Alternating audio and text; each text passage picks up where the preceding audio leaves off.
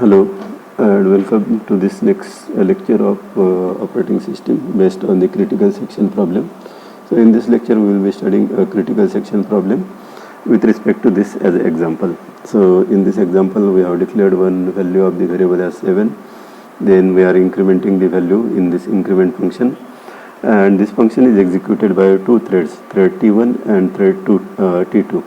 Okay, now let us understand the execution of these two threads with the help of an example that we have given. Okay,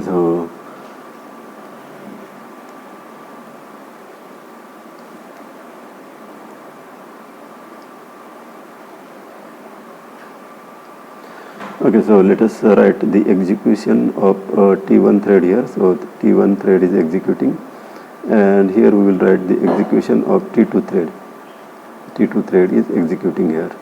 Okay, now what operations T1 thread is performing? The same operations are performed by T1 and T2.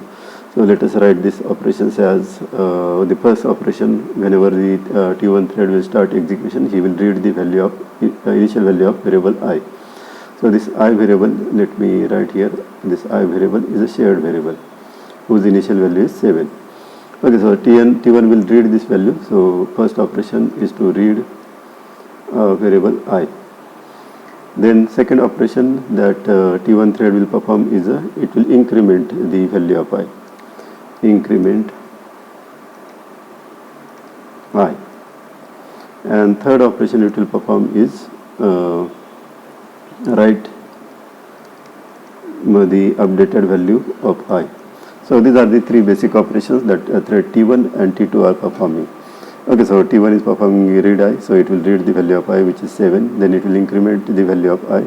So incremented value of I will be 8 now, and then it will write that value in this shared memory location, so it will update the value as 8. Okay, so this is the instance of T1, and then T2 will start executing. We are considering the ideal scenario. So after execution of T1, let us consider T2 is starting execution. So here at the fourth step, T1 has started execution, T2 has started execution, so it will perform the same operations, read I. Then fifth operation is increment I. And sixth operation is write I.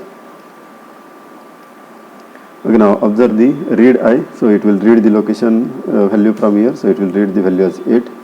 Then it will update this value, that is it will increment, so it will increment it by 1, so the value will be 9, and then finally it will be written into the shared memory location, so this will write 9 here, so thread 2 will write 9 here. Okay, so this we are considering as an ideal scenario that threads are executing one by one. First thread 1 is executing, and then thread 2 is executing. But it is not the case, or it is not the ideal scenario that the first thread 1 will finish and then thread 2 will start. So in actual execution, the thread 1 and thread 2 executes in timely shared manner. They executes in timely shared manner.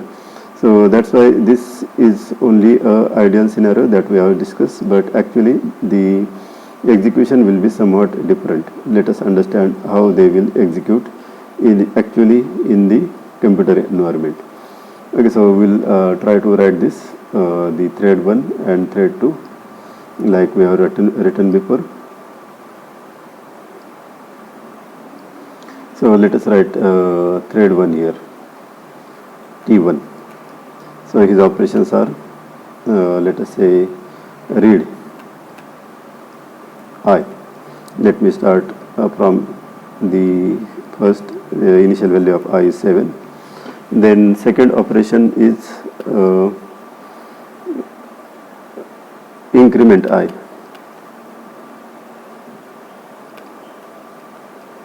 And third operation is write I. Okay, so these are the three operations. Okay, so here we have considered, in previous example we have considered the ideal scenario where T1 and T2 are executing one by one. But actually this will not be the case. T1 and T2 are executing simultaneously by sharing their time. So once T1 has started, the T2 is started here. So let us write this as T2. So T2 has started its next step here. So here it is reading a value of I, read I. Then third step, it is incrementing a value here, increment I. Now let me write this as first step and this as a second step. And finally it is writing a value here. In the third step it is writing a value here, write I. Okay, now observe how the value of the shared variable will change. Okay, first time T1 is executing, so it is reading a value of I, so it will read value as 7. T1 is executing, it will read the value of I, so it will read as 7 because value in shared variable is a 7. Then T1 time is finished here, so T2 have started execution. So now T2 is executing. In first step it is reading a value of I, so it will read a 7. Then next again T2 is executing, so it is incrementing the value of I, so it will increment to 8. But it has not updated the value in shared memory location. It has just incremented and kept in the temporary storage. It has not written this value in the memory location. Okay, then T1 is starting. Then T1 who have got the value as 7 will increment it by 1. So the value of T1 will have the 8. And then T2 is executing. T2 is writing the value as 8 here. So this value T1 have updated. So here now value is 8. Once it the thread will write the value, then only it will change. It will increment, but it will store in the temporary register, not in the memory. So here T2 have stored the value of I as 8, and then T2 is finished here. Then T1 have started the execution and his instruction write I, and value of I here is 8, so it will write the value as I, that means 8. So here it will write the value as 8 only. Okay, so if you observe here, in the first scenario we have seen that the updations or the final result you are getting as 9 if they are executing sequentially, and if they are executing simultaneously, then the final result you are getting it as a 8. But actual result, ideal result should be a 9, but here we are getting this as a wrong result, and it is because of two threads are executing simultaneously. This is because of two threads are executing simultaneously by sharing time. Okay, so that's why we should have some solution by which we can solve this problem. So what is the solution? The solution is the semaphore and the mutex that we will be learning in the next lecture. Okay, so I hope you have got what is the critical section problem. This is the common shared variable, and if both the processes are executing this at the same time, then there will be a problem.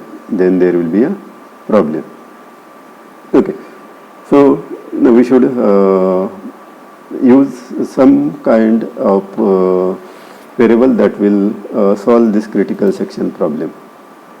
Okay, so we will study that in the next lecture.